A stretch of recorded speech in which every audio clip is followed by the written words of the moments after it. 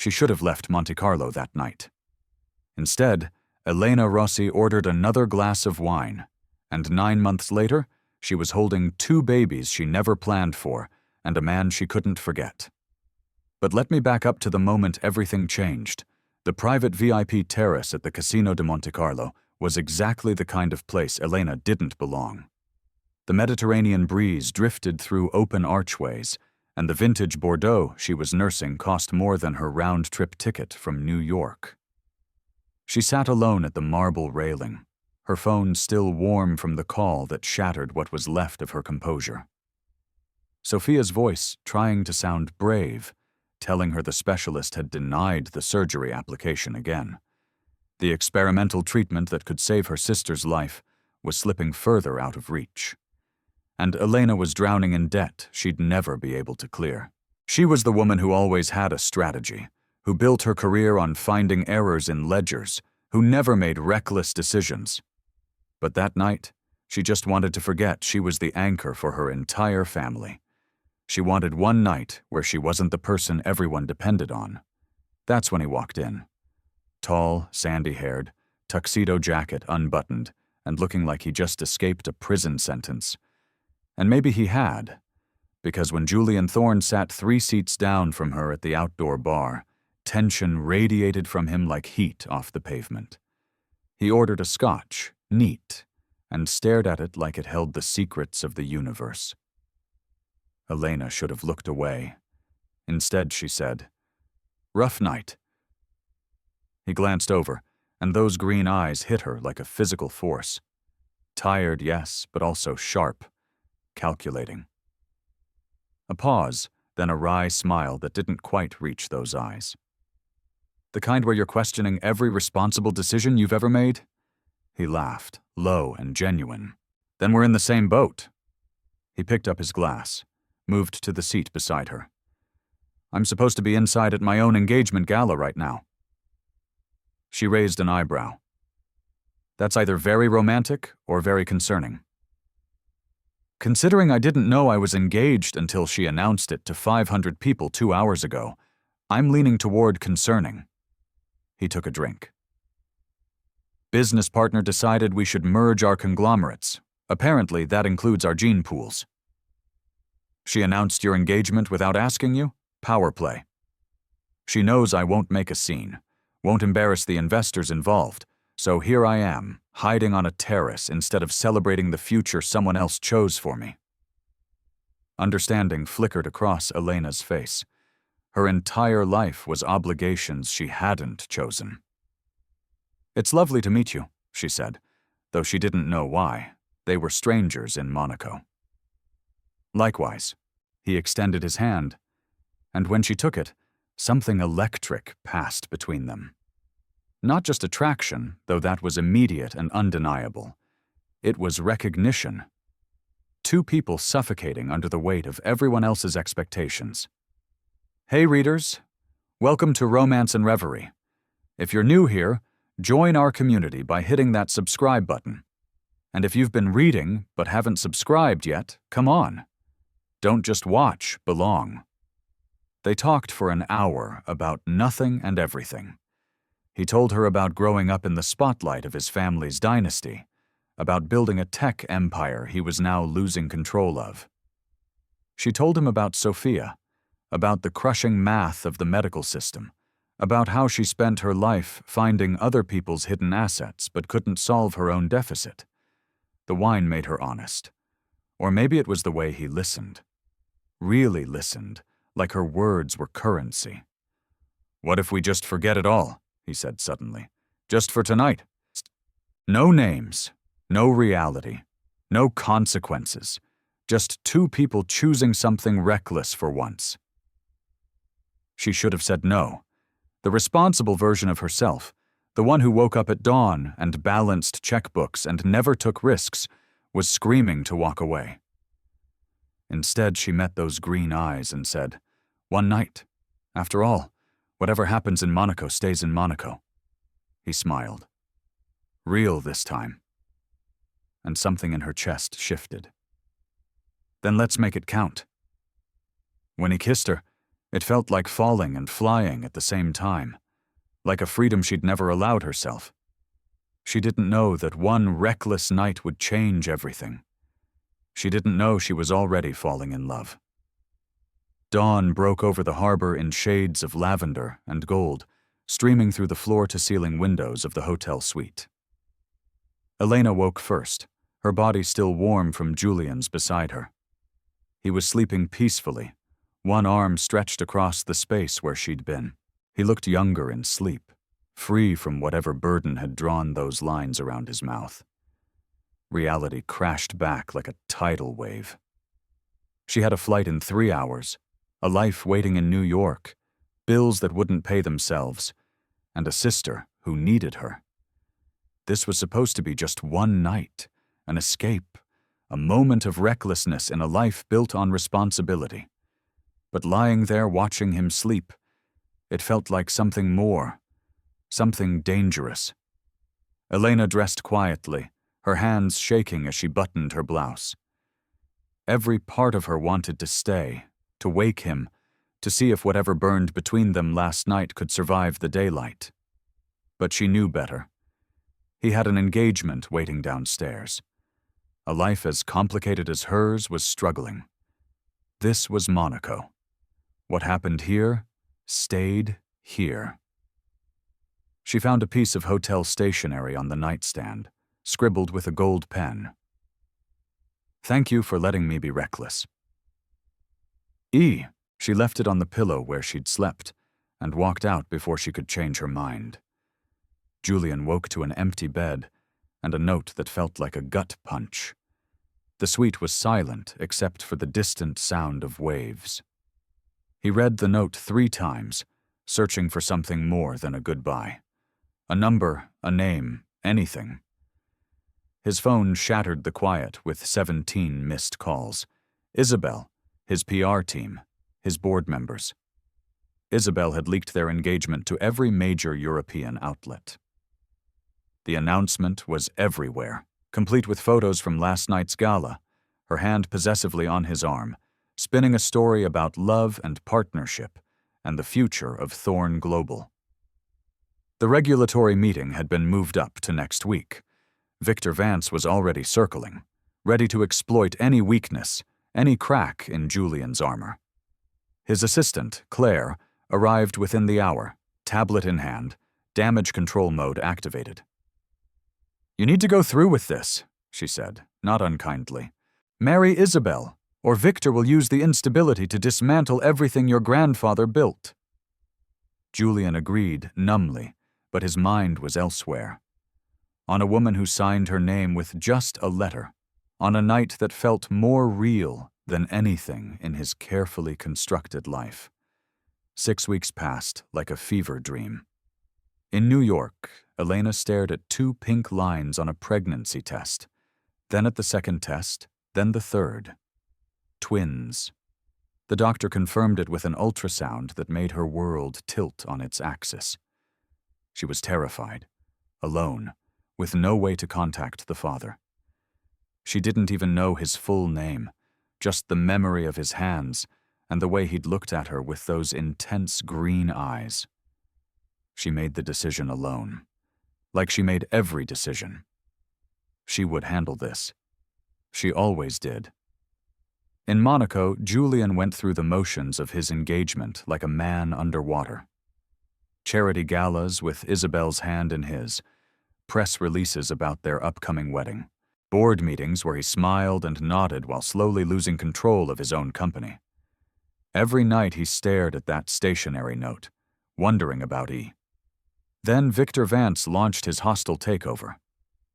The emergency board meeting was called for a Friday morning. Thorn Global's conference room filled with lawyers, board members, and regulatory officials. Julian sat at the head of the table, Isabel beside him, wearing her engagement ring like a weapon, when the door opened.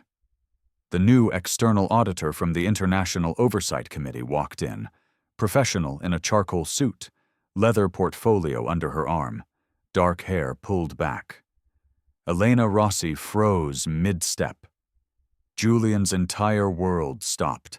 Their eyes met across the boardroom and the air turned electric. Recognition, shock, something deeper that neither could name. Isabel's gaze snapped between them, sharp and suspicious. You two know each other?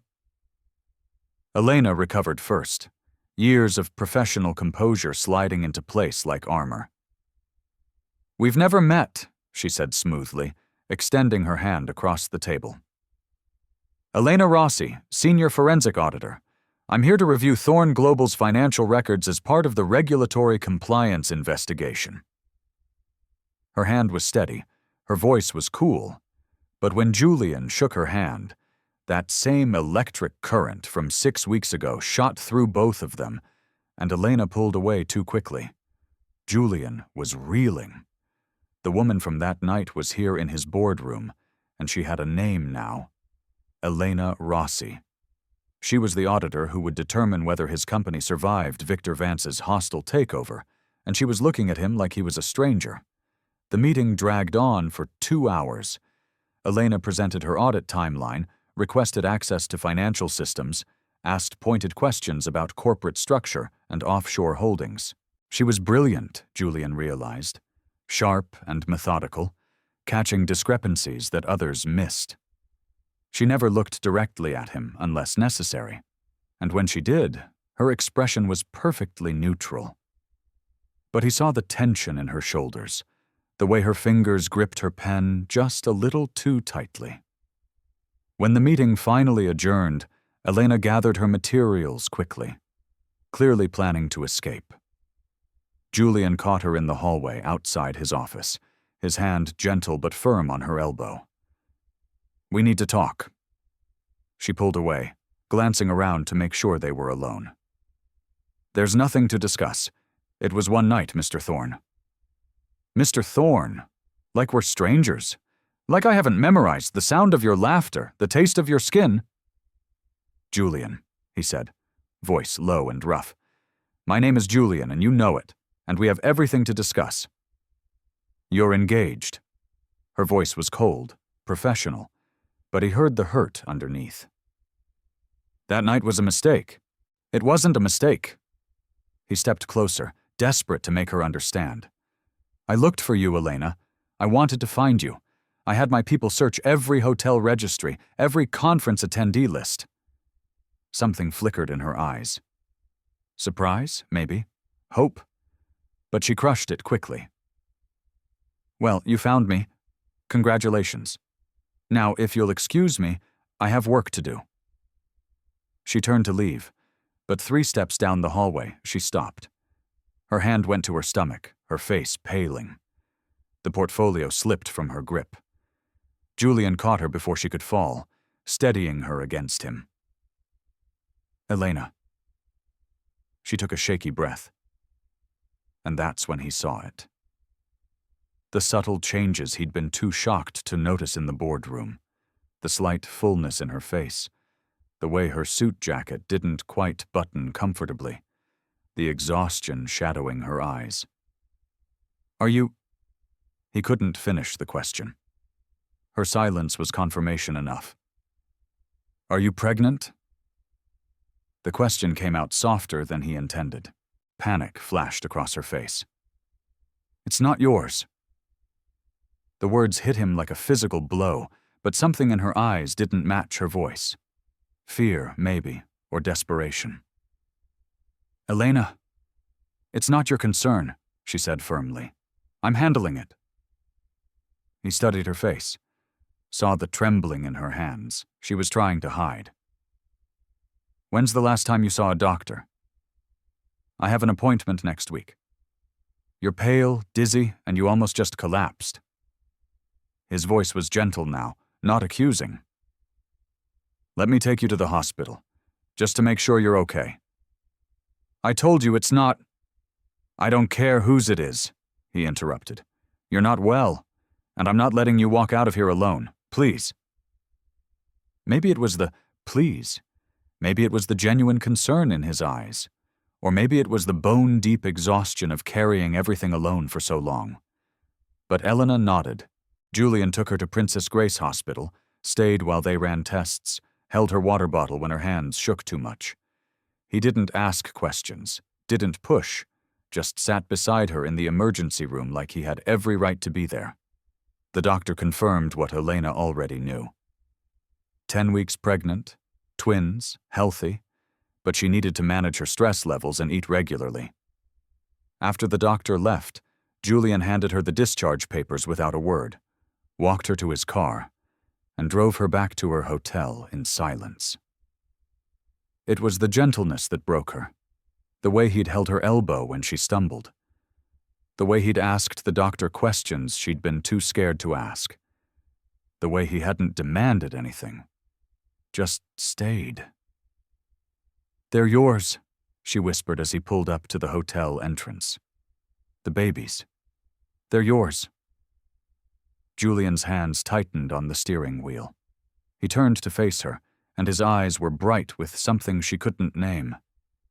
"Why didn't you tell me?" "Because you're engaged, because you have a life I don't fit into, because I'm not marrying Isabel," he said, the words coming easier than they should have. "I never wanted to. It was a business arrangement, a power play. She announced it without asking me." "And what do you think this would be?" Elena's voice cracked. "Another business arrangement? I'm not your responsibility, Julian. I'm not some problem you need to manage. I can handle this alone." "You shouldn't have to, but I will. I always do." "Not this time." He reached for her hand, but she stepped back. "I can't be the reason you blow up your life," she said. "I won't be." "You already are." The words hung between them, raw and honest. "Elena, I'm going to be a father to twins, with you." Before she could respond, movement caught her eye. Isabel stood outside the hotel entrance, watching them through the car window. Her smile was sharp as a blade. She tapped on the car window, and Julian had no choice but to step out. Elena followed, legs unsteady, still processing everything that had happened at the hospital. "So," Isabel said, circling them like a predator. "The auditor investigating my fiancé is carrying his bastard child. How very scandalous." "Isabel, this isn't—" Julian started, but she cut him off with a laugh that held no warmth. "Save it. I've been waiting for something like this." Her eyes glittered with malice. "You want to know the truth, Julian? Victor and I have been working together for months. The engagement was never real. It was access. Access to your files, your passwords, your company secrets. Everything Victor needs to bury you in this takeover." Julian's jaw clenched. "You've been stealing from me." "Not quite," Isabel said, examining her manicured nails. "And here's how this works. You sign over controlling interest to Victor quietly, or I leak everything. The pregnancy scandal, your auditor sleeping with the investigation target, all of it. Her career will be destroyed. Yours will be in ruins, and those children," she gestured dismissively at Elena, "will be born to parents with nothing." Elena felt the ground shift beneath her. Everything she'd worked for, her reputation, her career, gone in one headline. But Julian stepped forward, placing himself between Isabel and Elena. "No," Isabel blinked. "Excuse me?" "Do your worst," Julian said, voice like steel. "I'm not giving you my company or my life." For a moment, genuine fury flashed across Isabel's face. Then she smiled, colder than before. "You'll regret this, both of you." She turned and walked away, leaving them standing in the coastal heat. Julian reached for Elena's hand. "We'll fight this together." And despite everything, Elena believed him. The next morning, Elena arrived at Thorne Global's offices before dawn. If Isabel and Victor thought they could threaten her into silence, they didn't know who they were dealing with. She'd built her career finding patterns in chaos, uncovering fraud that others missed, and now she had every reason to dig deeper. Julian had granted her full access to the company's financial systems, something that made her both grateful and uneasy. She was supposed to be an impartial auditor, But there was nothing impartial about carrying a man's children while investigating his company. Still, the truth mattered more than optics right now. The first anomaly appeared in the VIP acquisition records.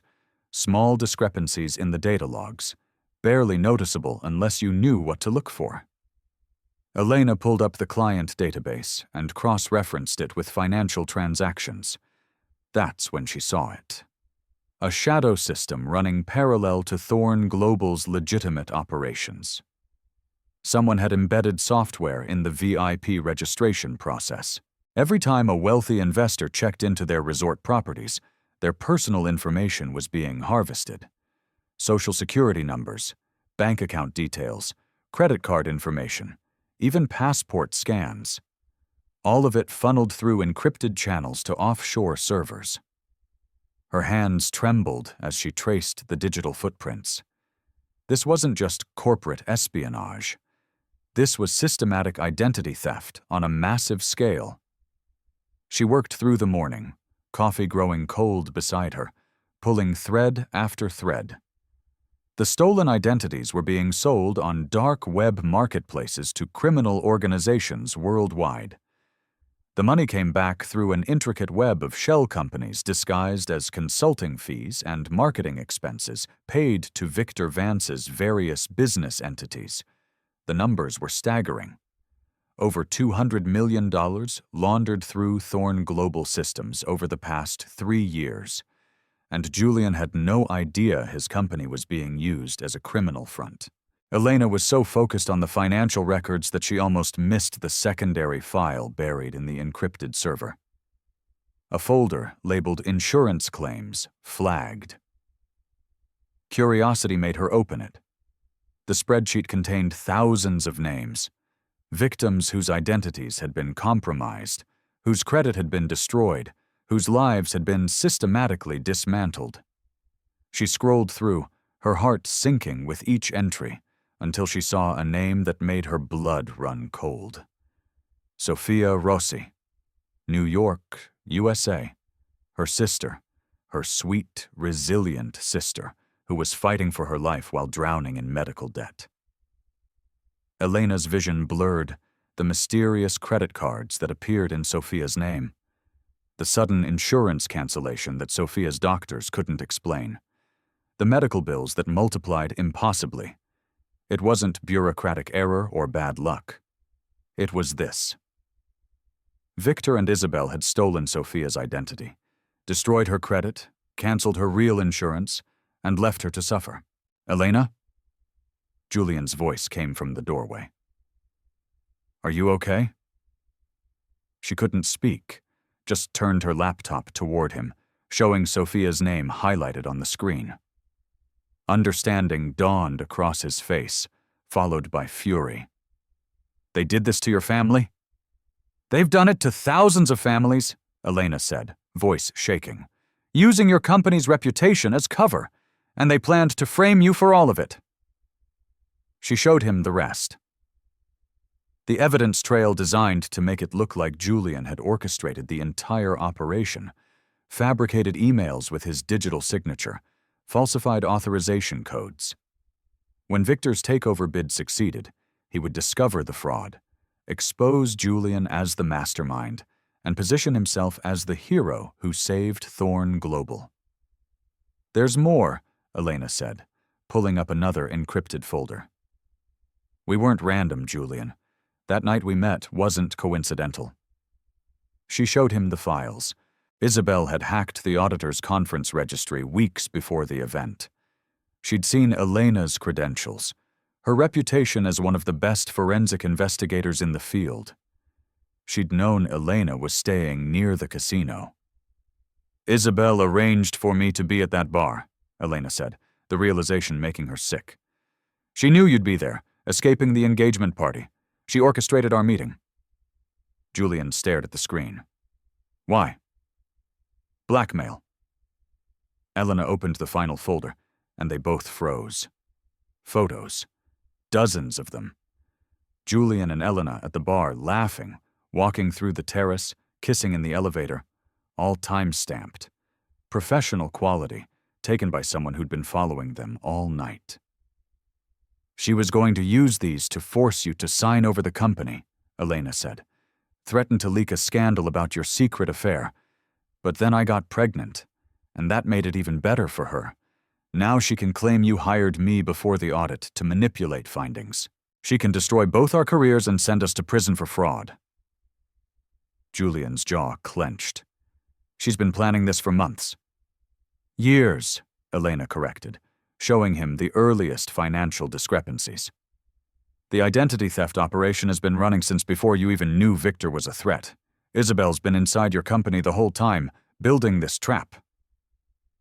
They sat in silence, the weight of it crushing. Then Elena noticed something else in the server files.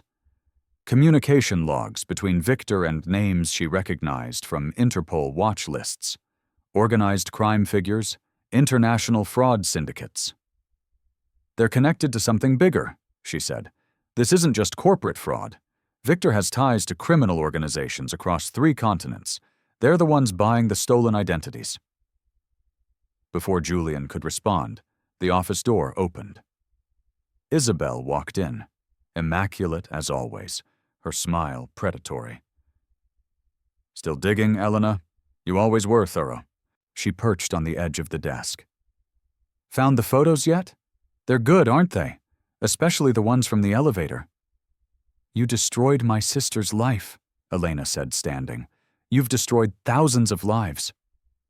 Isabel shrugged. Business is business. You should have stayed in New York. This ends now, Julian said. Does it? Isabel's smile widened. Those photos are time-stamped. I'll prove Julian hired you before the audit to manipulate findings. You'll both go to prison for fraud. Your children will be born while their mother is awaiting trial. She leaned forward. Or you sign over the company, and everyone walks away clean. After she left, Julian and Elena stared at each other across the devastated office. She used my company to destroy people's lives, Julian said quietly. And she used us to cover it up. Elena looked back at her screen, at Sophia's name, at the thousands of other victims, at the evidence of a criminal conspiracy that reached far beyond a corporate takeover. Then we make sure she pays for it, Elena said. All of them. They worked through the night, compiling evidence into a comprehensive file for Interpol and the banking authority. Elena's photographic memory, the same skill that made her one of the best forensic auditors in the world, allowed her to navigate the encrypted servers with precision. She memorized access codes, server locations, backup protocols, everything they'd need to prove the conspiracy. By dawn, they had enough to bury Victor and Isabel for decades. Wire fraud, identity theft, money laundering, racketeering. The evidence was irrefutable. I'll take this to the local authorities this morning, Elena said, backing up files to a secure drive. Then to the commission. They'll freeze all of Victor's assets before he knows what hit him. Julian pulled her close, protective. I'm coming with you. You need to stay here. Keep everything looking normal. If Victor suspects we're onto him, he'll run. She touched his face. I'll be fine. It's a government building. What's he going to do? What Victor did was wait until she left the Thorn Global building. Elena was halfway to her rental car in the underground parking garage when she sensed movement behind her. She turned, reaching for her phone, but strong hands grabbed her from both sides. A cloth covered her mouth and nose, chemicals sweet and suffocating. She fought, trying to scream, but the world tilted and darkened. If you've made it to this point of the story, it means you're hooked. Now, tell me, is it fair that you haven't subscribed to join our community? Subscribe now so you don't miss out on what happens next. Also, check out the pinned comment. Let's have a little interaction. When consciousness returned, Elena was in a windowless room that looked like a server facility. Banks of computers hummed around her, casting everything in blue light. Her hands were zip-tied to a chair, and her head throbbed where she'd hit something during the struggle. Victor Vance stood in front of her, expensive suit, immaculate, expression cold. "You're very good at your job, Miss Rossi," he said. "Too good. You found things that were supposed to stay buried." "The police know I'm here," she lied, testing the zip ties. They didn't budge. "No, they don't. Your rental car is currently driving to the airport. Your phone sent a text to Julian saying you needed space to think. Technology is wonderful." Victor crouched to her eye level. "Here's your problem. Those encrypted servers you've been digging through? They have biometric access and rotating encryption keys that change every 6 hours. And according to our IT forensics, someone with a photographic memory has been navigating them without writing anything down." Elena's stomach dropped. She'd been so careful, but she'd underestimated how closely they were monitoring their own systems. "You have the current encryption keys memorized," Victor continued. "All of them, which means you're the only person who can access those servers right now to wipe the evidence before it cycles to new keys that even we can't break." "I'll never help you." Victor smiled, and it was the smile of a man who'd anticipated every move. "Isabel said you'd say that." He pulled out his phone, showed her a photo. Sophia leaving her New York apartment, unaware she was being watched. "Your sister is still struggling with those medical bills, isn't she? Be a shame if something happened to her. Or—" his eyes dropped to Elena's stomach. "If those are born prematurely due to maternal distress." Fear, cold and sharp, cut through Elena's defiance. "You wouldn't." "I've destroyed thousands of lives, Elena. What's 3 more? Victor gestured to the servers. "Unlock those systems and wipe them clean. Every backup, every file, every piece of evidence. Do it now, or you and your unborn children disappear. We'll dump your body somewhere in the Mediterranean, another tragic missing person case. Julian will spend the rest of his life wondering what happened to you." Isabel entered then, carrying a laptop. "Make this easy on yourself," she said, setting it in front of Elena. "Type in the encryption keys, initiate the wipe protocol, and you walk out of here. Your sister stays safe, your babies stay safe, you go back to New York and forget any of this happened." "And if I refuse?" Victor pulled out a gun, checked the chamber with casual efficiency. "Then we find out how much pain a pregnant woman can endure before she cooperates. I'm betting not much." Elena's mind raced. The encryption keys were changing in 4 hours. If she could stall, the keys would reset, and they'd lose access entirely. But 4 hours was a long time when someone was threatening her children. She thought of Sophia, of the twins growing inside her, of Julian back at the office, probably just now realizing she'd never made it to the police station. "There are 27 different encryption keys across multiple server networks," she said slowly. "It'll take time to input them all correctly." "Then you'd better start typing," Victor said, pressing the gun against her temple. "And Ms. Rossi, if you try anything clever, if you input even one wrong key that triggers a security lockdown, I'll know, and you'll regret it." Isabel cut the zip ties on Elena's right hand, leaving her left still bound to the chair. She pulled the laptop closer, fingers hovering over the keys. She could do this. She could input the codes, wipe the evidence, and walk away. Keep herself and her babies safe. Or she could fight and risk everything. The gun pressed harder against her skull. "I'm not a patient man, Ms. Rossi. Start typing." Elena's fingers hovered over the keyboard, but before she could make a decision, Victor grabbed her arm and hauled her to her feet. "Actually, change of plans. We're moving locations." They dragged her through a service corridor to a waiting SUV. 20 minutes later, Elena found herself in an abandoned construction site on the cliffs on the outskirts of Monaco.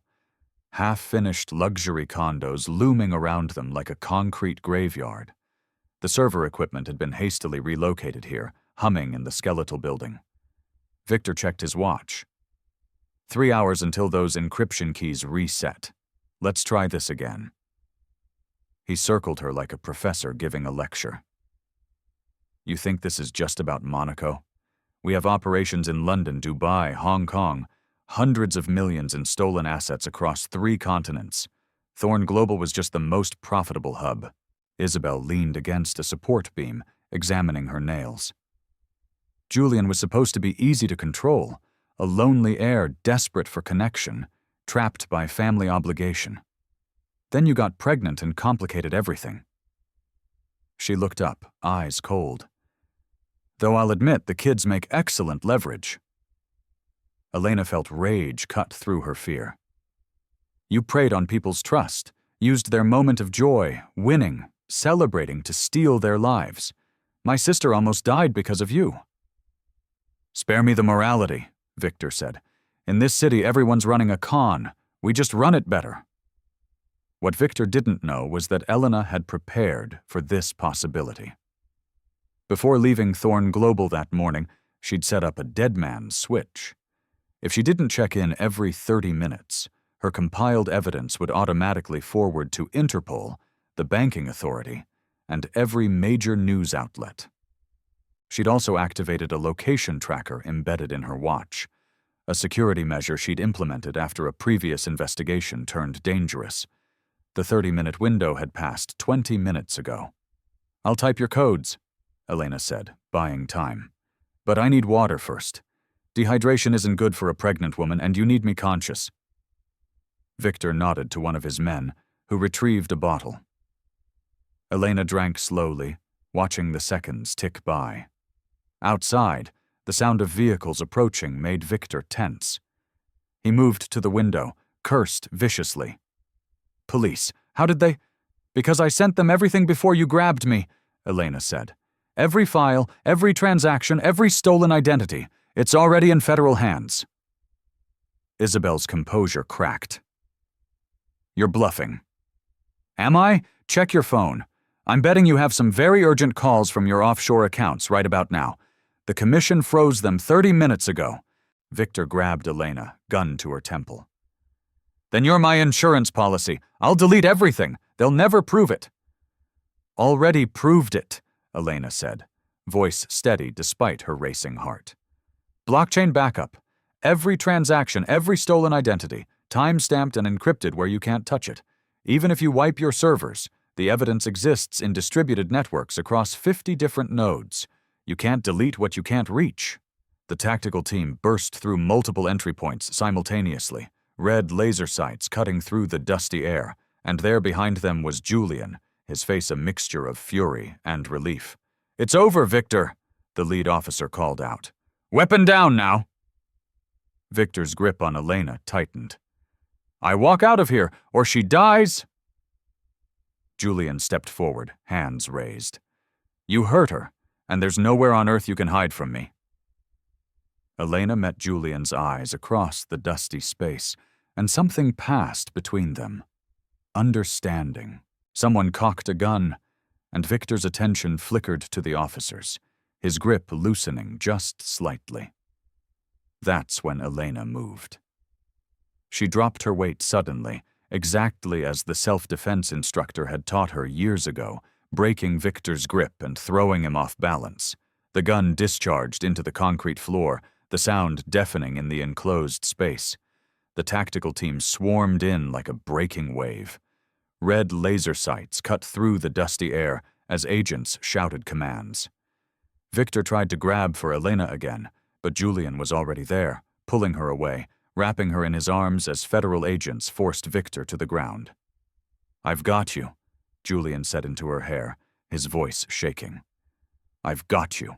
You're safe. Victor and his men were subdued within seconds, zip-tied, and read their rights. 27 counts of wire fraud, identity theft, money laundering, and racketeering. The agent reciting the charges seemed to take particular satisfaction in the list. Isabel tried to run. She made it 3 steps toward a back exit before Claire, Julian's assistant, who'd been waiting outside with backup teams, tackled her to the ground with the efficiency of a rugby player. That's for the fake engagement announcement, Claire said cheerfully, holding Isabel down until agents could take over. I've been wanting to do that for months." Isabel was hauled to her feet, her designer suit now covered in construction dust, her perfectly styled hair disheveled. For the first time since this began, she looked rattled. "You'll never make the charges stick," she said, but her voice lacked conviction. The lead officer smiled. "Ms. Rossi's evidence is the most comprehensive financial fraud documentation I've seen in 20 years. You're going to prison for a very long time." As they led Victor and Isabel away in handcuffs, Elena sagged against Julian, adrenaline finally crashing. He held her tighter, one hand protectively over her stomach where their twins were still safe. "It's over," he whispered. "It's really over." But the relief was short-lived. An ambulance arrived within minutes, the paramedics insisting on immediate medical evaluation. Julian climbed in beside Elena, refusing to leave her side, his hand never letting go of hers as sirens wailed through the winding streets of Monaco. Princess Grace Hospital's emergency wing moved with controlled urgency. Elena was rushed to an examination room while Julian paced outside, terror clawing at his chest. The gun had discharged so close to her. She'd been restrained, threatened, her stress levels catastrophic. What if the adrenaline had harmed the babies? What if his children paid the price for his failure to protect them? When they finally allowed him in, Elena was already on the exam table, hospital gown replacing her dust-covered clothes. Her hand reached for his immediately, gripping tight enough to hurt. "I'm scared," she whispered. "Me too." He kissed her knuckles, pulling a chair close. "But they're strong, like their mother." Dr. Moreau entered, efficient and kind, explaining the protocol. Ultrasound first, then vitals, blood panels to check for any complications from the trauma. Elena nodded mutely, and Julian felt her hand tremble in his. The ultrasound gel was cold. Elena flinched when the transducer touched her belly, and Julian's other hand found her shoulder, steadying her. The screen flickered to life. Grainy gray and white images that meant everything and nothing to Julian. Dr. Moreau worked in silence, moving the wand across Elena's abdomen with practiced precision. Seconds stretched into agonizing minutes. The only sound was the soft hum of the machine and Elena's shallow breathing. Julian couldn't read the doctor's expression. Professional. Neutral.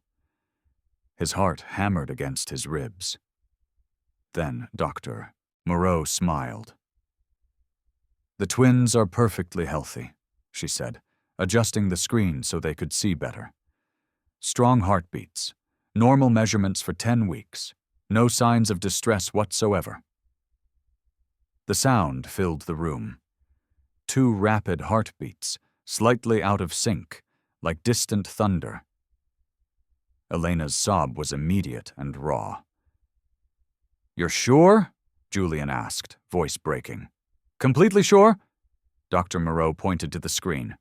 "Baby A here, baby B here, both exactly where they should be.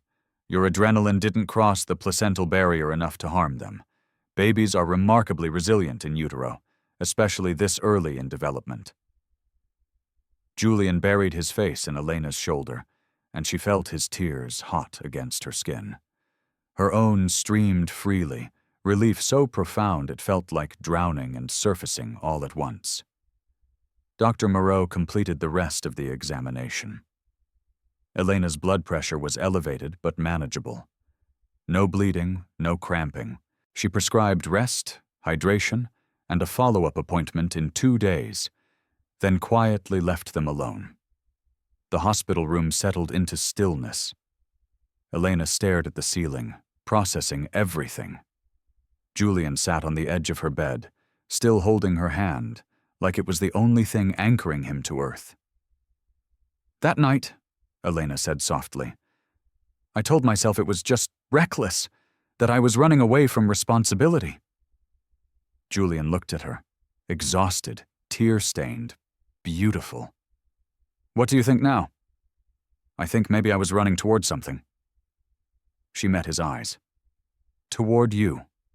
Toward this. His other hand rested gently on her belly, where the twins were safe, where those two heartbeats continued their steady rhythm. Toward us. She touched his face, tracing the line of his jaw. I'm terrified. I don't know how to do this. Be a mother. Be a partner. Build something real from one night. Neither do I. He leaned his forehead against hers, their breath mingling. But Elena, I'm in love with you. I think I have been since that first night when you laughed at my terrible attempt at flirting. She laughed through tears. It was pretty terrible. I know this isn't a fairy tale. It's messy and complicated and started in the worst possible way. His thumb brushed her cheek. But I choose you. Every day I choose you. You and our babies. Will you let me? Elena was crying fully now, but her smile was radiant. Yes. Yes, I choose you too. They kissed, tender and deep, a promise being made without words. Outside, Monaco glittered in the darkness, the city that had brought them together in recklessness and chaos. But here, in this quiet hospital room, they were building something different. Julian pulled back from the kiss, his eyes bright with something that looked like nervousness. I have something. It's not much, but... He reached into his jacket pocket, and when he opened his hand, Elena saw a black and gold casino chip from the Grand Casino. I went back the next day, he said quietly. Tracked down which chip you'd been playing with while we talked. You kept spinning it on the bar, remember? Your fingers tapping against it every time you laughed. Elena's breath caught. She remembered. She'd been fidgeting with it all night, a nervous habit when she was trying not to be too obvious about how attracted she was to the stranger beside her. The bartender thought I was crazy, but I found it. I've been carrying it ever since. She took the chip with trembling fingers, turning it over in the dim hospital light. There on the edge was the faintest mark of burgundy lipstick, the shade she'd worn that night, evidence of a moment when she'd pressed it to her lips absently while he'd been ordering them another round. You kept this? Her voice broke. For 6 weeks? Not knowing if you'd ever see me again? I kept hoping I'd have a reason to give it back to you. He took the chip from her hand, turned it over.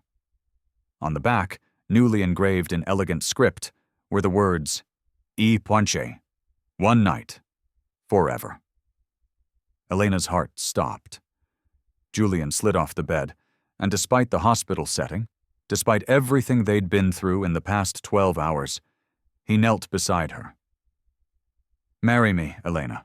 Not for the company, not for appearances, not because of the babies.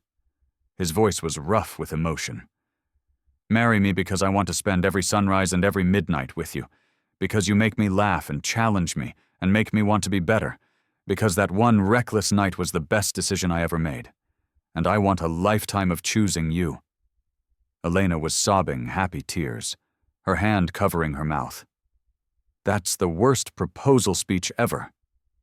He laughed, the sound breaking with relief and joy. I know, I'm nervous. Yes? She pulled him up, pulled him close. Yes, I'll marry you, even with your terrible speeches. They kissed again, both laughing and crying, tasting salt and joy, and the future stretching out before them. The casino chip pressed between their joined hands, a token of the night that changed everything. A soft knock interrupted them. Claire appeared at the door, and she wasn't alone. Behind her, someone in a wheelchair smiled at them with tears streaming down her face. Sophia. Elena's voice was barely a whisper. Her sister wheeled herself forward, stronger than the last time Elena had seen her, color back in her cheeks. Did he finally do it? You brought her here? Elena looked at Julian in wonder. Claire arranged it, Julian said. I called her when we were in the ambulance. Sophia was already on a plane. Private jet, Claire added, with medical staff on board.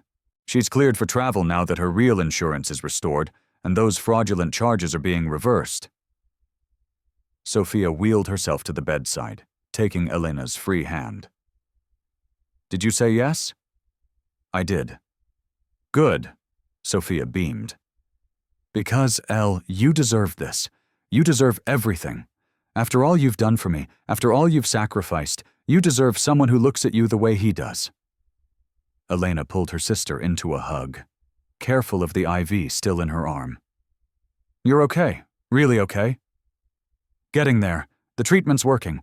And thanks to your investigation, my medical debt is being cleared. The Identity Theft Victims Fund is covering everything. Sophia pulled back, eyes serious. You saved my life twice over. Claire cleared her throat. Also, Interpol wants to offer you a position as a consultant on financial crimes, and the banking authority wants to give you an award for your work on this case.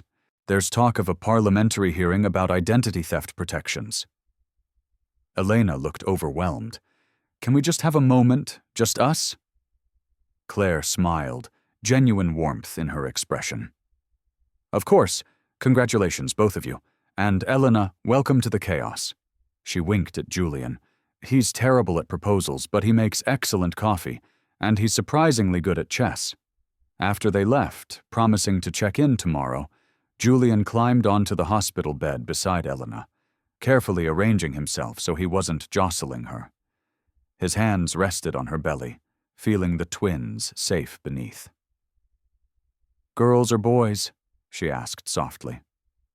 I don't care, as long as they have your brains and don't inherit my terrible flirting. She laughed, the sound lighter than it had been in weeks. What if they have your stubbornness? Then we're in trouble. His thumb traced gentle circles over her stomach. We're going to need a bigger place. My apartment isn't exactly baby-proofed, or twin-proofed. We'll figure it out. She covered his hands with hers. When should we do this? The wedding? Soon. Before I'm too pregnant to fit in a dress? He smiled against her hair. We could do it at the cliffs. I want to show you the sunrise from there. It's all open sky and ocean. It's beautiful. She nodded, imagining it. Perfect. Small. Just us and the people we love. No press, no performance. Just real, he agreed, kissing her temple. They sat together in the quiet hospital room, listening to the soft beep of monitors and the distant sounds of the harbor outside. The casino chip sat on the bedside table, catching the light. One night had become forever, and somehow, impossibly, it felt exactly right. Julian? Elena's voice was drowsy, exhaustion finally catching up with her. I'm glad I ordered that expensive wine. He laughed quietly, holding her closer. Best money you ever spent. Second best, she corrected, already drifting toward sleep. The best was the plane ticket to Monaco. As she fell asleep in his arms, Julian stared at the casino chip and smiled. One night in Monte Carlo had given him everything he didn't know he was missing. A partner, a family, a future built on something real. And it all started with a woman who dared to be reckless.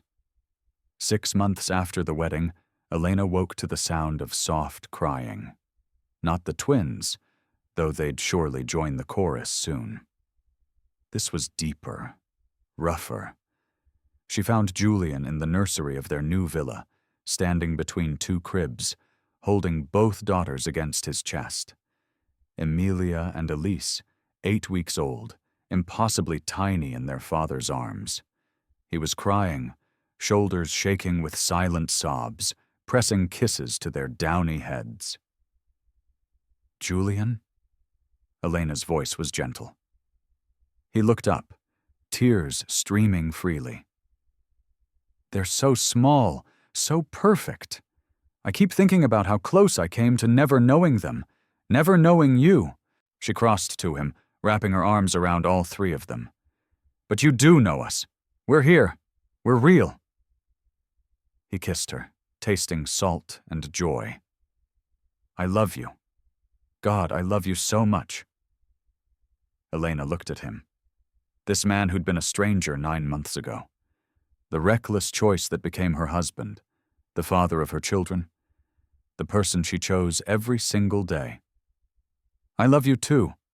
Elise started fussing, her tiny face scrunching in pre-cry warning. Julian laughed, bouncing gently. Okay. Breakfast time. I know. They settled into the familiar rhythm of feeding, burping, changing. Elena watched Julian with their daughters and felt her heart expand impossibly. He sang to them softly, terrible off-key lullabies that somehow worked every time. The doorbell chimed. Sophia breezed in, vibrant and healthy, color back in her cheeks and strength in her movements. The experimental treatment had worked. She was in remission. "Where are my girls?" Sophia called out, making grabby hands for Amelia. "Your girls?" Julian protested, but handed over his daughter with practiced care. Sophia settled into the rocking chair, cooing at her niece. "I'm the favorite auntie. It's already established." She looked up at Elena, eyes shining. "They're beautiful. You made beautiful babies." "We did," Julian corrected, pulling Elena against his side. Claire arrived an hour later with coffee and news. Victor and Isabel's sentencing came through. 25 years for Victor, 22 for Isabel. No possibility of parole for the first 10. Elena felt vindication settle in her chest. And the victim's restitution fund is distributing recovered assets. Over 1,800 families getting their lives back. Claire smiled. "You did that." "We all did," Elena said. Claire turned to Julian. "The board approved your restructuring proposal. Thorn Global is officially transitioning primary focus from gaming operations to sustainable tech and luxury hospitality. Stock prices are up 12%. Julian looked around the room. His wife holding their daughter, Sophia rocking the other twin, Claire who'd become family rather than just staff. "Best decision I ever made." "Leaving the casino business?" Claire asked. "No." He kissed Elena's temple. "Ordering scotch at a bar and talking to a stranger." Elena laughed. "Second best decision.